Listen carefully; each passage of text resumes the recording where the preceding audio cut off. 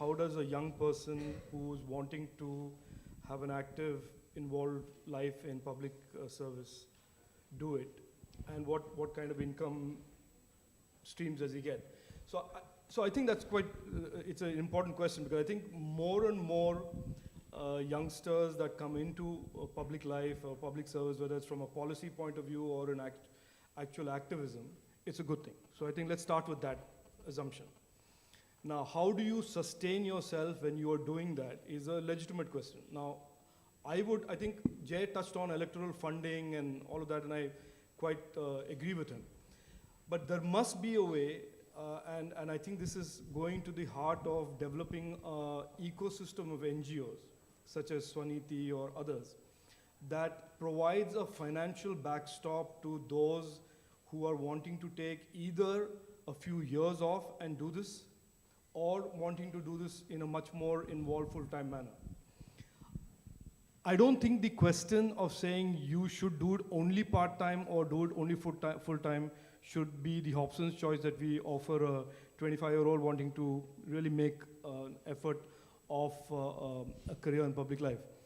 So this is where we have a problem today, which is that there are some MPs who have the financial ability to, in a sense, finance and maintain policy teams.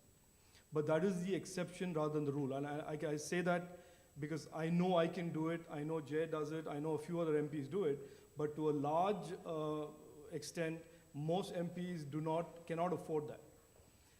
So that is where I would think that this ecosystem that you have of, let's say, PRS or Swaniti or that whole group of these kind of organizations really can play a role in creating this layer of public policy activists / whatever you want to call it, intellectuals / youngsters. And I think it's very, very important. And you can see in the last decade, the qualitative difference that this was not there before. So these organizations and the supply of young minds that these organizations have let on to the political system has really qualitatively transformed many, many MPs' work.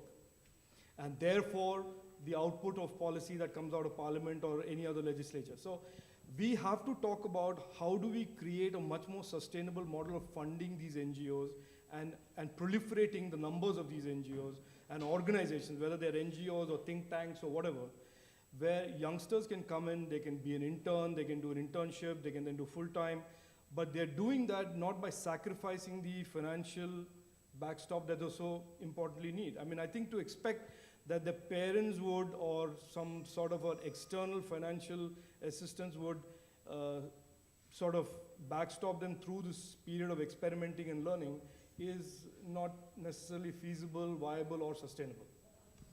Sure.